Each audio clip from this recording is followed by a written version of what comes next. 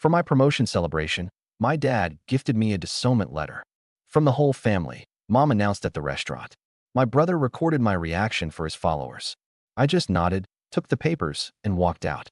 They had no idea what I'd already sold. My name is Bruce.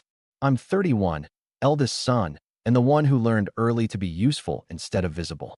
I'm a stockbroker, numbers, screens, calm voice on volatile days. In my family, though, none of that made me the golden one. That was my younger brother, Dylan, born with a smile that excused the mess behind him.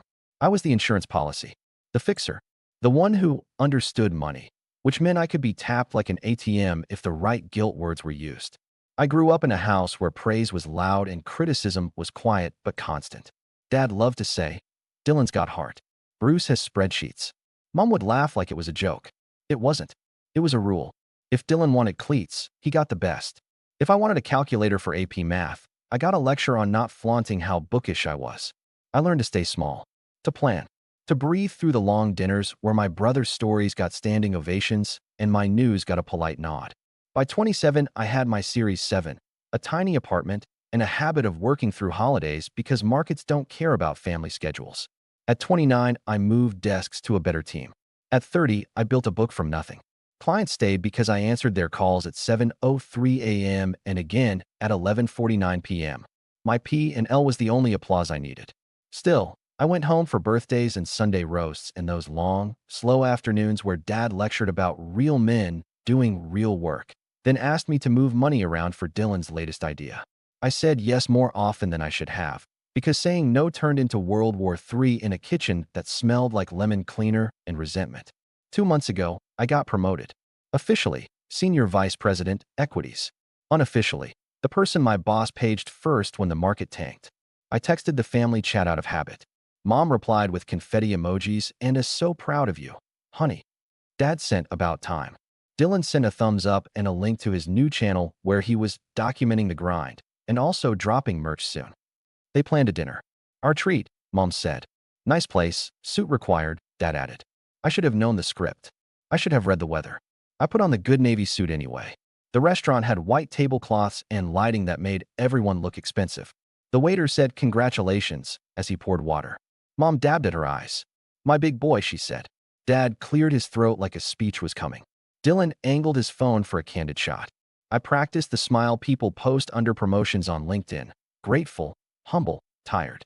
The first course hadn't arrived when Mom pulled a thick envelope from her purse. Cream paper. My name in my father's handwriting. From the whole family, she said, like it was a bouquet. Dad folded his hands. Dylan lifted his phone higher. I opened it. Disownment is a cold word when it's printed on legal letterhead. Inside were bullet points. Conditions. A list of assets and assistants never rendered, phrased like I'd stolen air from their lungs. A paragraph about willing severance of familial ties, signed by both parents. A notary stamp tilted like a bruise. Smile, Dylan said softly, camera up. It's for my followers. The Hard Truth series. For once I didn't perform. I just nodded. I folded the papers back into the envelope, tucked it into my jacket, stood up, and set my napkin down. Mom's voice followed me. Bruce, don't be dramatic. Dad's was flatter. Just take it, Bruce. Dylan recorded. A couple at the next table pretended not to watch. The waiter froze with a tray of bread like a statue in a play. I walked out. On the sidewalk, the air was cold enough to sting. I wasn't shaking. I wasn't even surprised. The surprise had happened weeks earlier, in a quiet office at 8:12 p.m., with a call I'll never forget. That was when I realized how much of me they'd already spent. That was when I started making a list of what mattered and what could be sold. And no, I'm not talking about stocks. The thing about being the responsible one is that people mistake reliability for infinite capacity.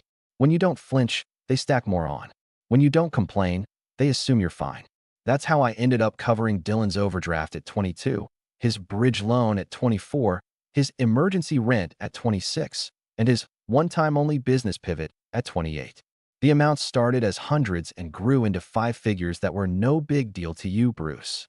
Family helps family, Dad said every time. Just until he's on his feet, Mom added, as if Dylan had ever stood without leaning. I kept spreadsheets, because that's who I am. Columns for dates, amounts, stated reasons, actual reasons. I didn't add interest. I didn't ask for repayments. I kept the file in a folder named Tax Documents so I wouldn't have to explain it to anyone. At 30, Dylan went all in on content. Podcast, vlogs, lives about hustle culture recorded from Dad's leather chair. He called himself a founder. The thing he founded was a hole in the family budget. Views were low, then high, then low again. He asked me to sponsor an episode. Be a cool big bro, he said. Win-win. I said no. He texted, money makes you cruel. Mom called 2 minutes later. Bruce, he's sensitive. Dad sent me a video of Dylan at a ring light saying, bro, people don't get it. The caption was, people who invest in you are the only ones who matter. I muted notifications and stared at my ceiling and thought about how easy it is to confuse attention with respect. Work was simple by comparison. The market is rude but honest. It punishes fairy tales and rewards discipline. When I got tapped for SVP, it wasn't because anyone liked me. It was because my calls were right more often than not, and because I knew when to cut a loss. My boss shook my hand and said, dry eyes, Fisk. Now build. That night, Mom called at 10:41 p.m. Your father and I are so happy. We knew you had it in you. Then, a pause. So, on that note, I closed my eyes. It's just Dylan's car, she said. The bank is being so unforgiving. If we could move some things around. Mom, no. Silence on the line. Then her voice got buttery. Don't let this position make you arrogant. I've heard versions of that sentence my whole life. It works like a dog whistle. Translation, do what we want, and do it with a smile. I said, I've been arrogant exactly 0 times. I've been a wallet. Wow, she said. To your own mother? Dad called an hour later. His voice was clean, like he'd been rehearsing. Son, Dylan needs $18,400 to stop a repo. We'll pay you back in some time. Don't be petty about family. Stop using that word, I said. Petty means I'm asking small. I'm asking big. For you to treat me like a person. Don't raise your voice. I'm not. The phone made my apartment feel smaller. I'm telling you I can't do this anymore. Dad exhaled. You think that title makes you a king? I hung up before I said the thing I wanted to say. That a king is allowed to say no, but a son in our family isn't allowed to say anything. The next day, Dylan posted a story. Some people only help when it benefits them. He added a song about snakes. He tagged no one and everyone. Then came the second call, the one at 8:12 p.m., from an unknown number with a pleasant voice that belonged to a loan officer. Mr. Fisk, you're a listed reference on an application. We just need to verify a few details regarding your brother's income and your willingness to guarantee. I stared at the blinds. I didn't consent to be a guarantor. There's a signed document here with your name. Send it. She did. I printed it and sat with the page spread on my desk. My signature, traced from somewhere. The numbers were ugly. It wasn't a car. It was a consolidation. Credit cards Dylan had described as small, rolled into a boulder. He'd faked my permission. He'd used me not just as a wallet, but as a shield. I took the stairs down to the street and walked until the cold cut through the noise in my head. People talk about betrayal like it's dramatic, all caps, fireworks. It's not. It's smaller. It's a simple math problem suddenly turning into a lie. It's realizing your name is a tool other people think they own. I didn't call anyone that night. I made tea I didn't drink. I opened that old spreadsheet. I added a row. Unauthorized guarantee attempt. Amount, $62,900. Reason, because he could. The next morning I told my firm's legal about the forged signature because ethics is a thing when your job is moving other people's money. Then I sent Dylan a text. Remove my name from anything. Now, he replied with a shrug emoji. Then, big bro, relax. I didn't relax. I got quiet. Quiet is where I do my best thinking. Meanwhile, the family campaign ramped up. Mom's messages got syrupy. We miss you. Dad's got moral. Don't abandon your blood. Dylan's got cinematic. I'll pay you back when the brand pops off. You'll be sorry you doubted me. I muted all 3. 3 days later, Mom announced the promotion dinner. A family celebration, she said. Make time. I tried to say I had work. She said, make time. When the envelope appeared at the restaurant, it wasn't random. It was pressure dressed as paperwork. They'd turned me into a plot twist for my brother's channel. A villain. A lesson about how money corrupts. I walked out with the letter in my jacket and a list in my head that was getting very, very short. I didn't sleep the night after the restaurant. Not from rage. From clarity. The next morning, I was at my desk by 6:50 a.m., screens lighting up one by one. My team drifted in, the floor hummed. I pressed the envelope flat on the desk and read every line again. The tone was legal but childish. One section detailed property acquired during dependence. Another declared me emotionally negligent. It was theater with a notary stamp. At 9:03 a.m., Dylan's video went live. When success splits a family. He cut my exit into slow motion. He layered a piano track. He cried on cue. The comments rolled in. Bro, you didn't deserve that. He changed. Money makes people cold. I turned the volume down and did my job. Bought what needed buying. Sold what needed selling. Kept 3 anxious clients from doing something dumb. When the bell closed, I shut my laptop and picked up my phone. Mom, we shouldn't have surprised you with the letter. Come to Sunday dinner, we'll talk it out. Dad, being offended doesn't change facts. Dylan, we can fix this on camera. Narrative control. That last one made me laugh out loud in a conference room. On camera. Narrative control. I saw it clear.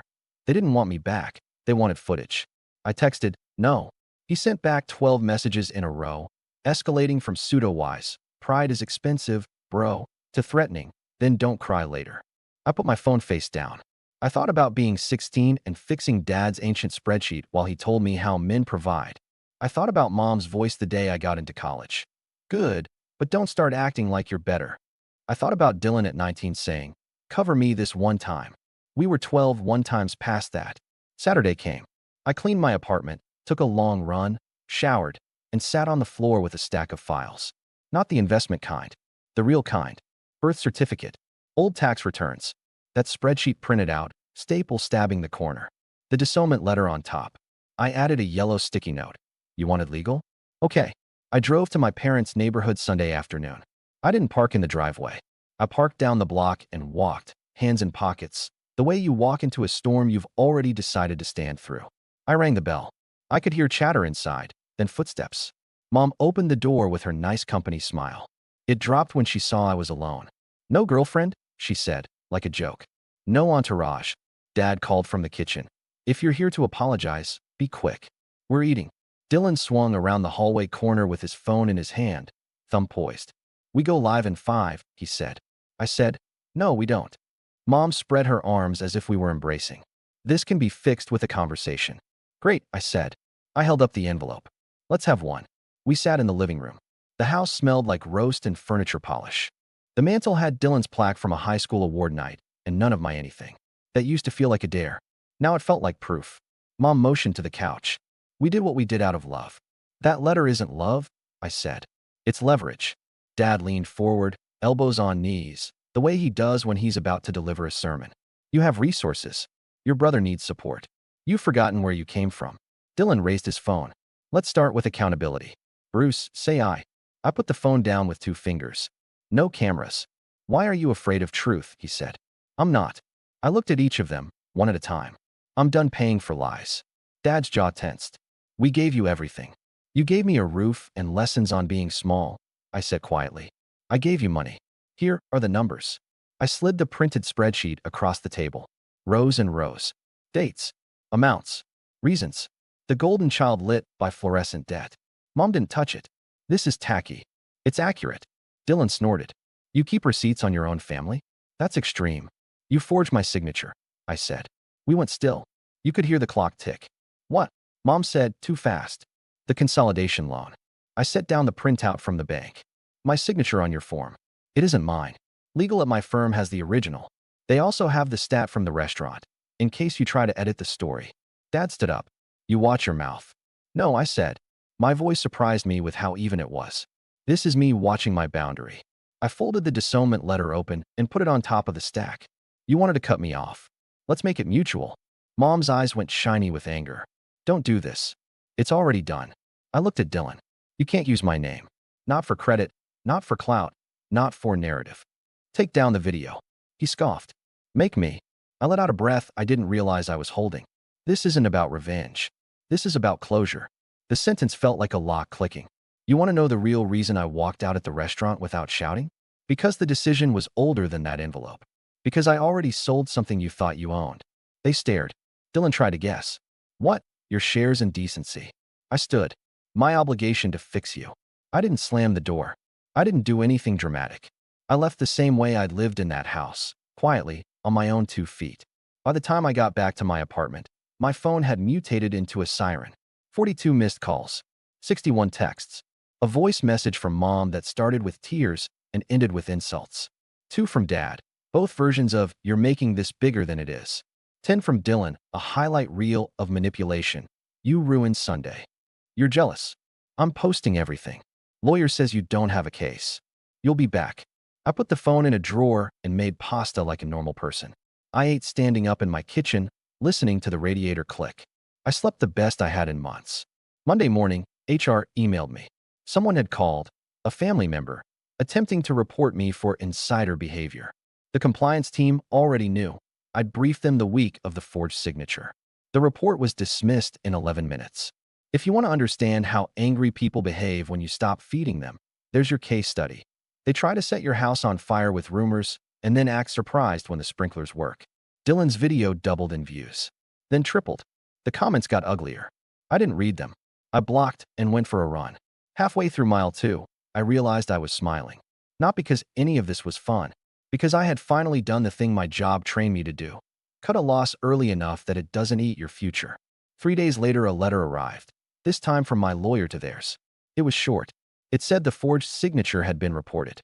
It said any use of my name in financial instruments without my consent would be pursued. It said the defamatory content in the video was being documented.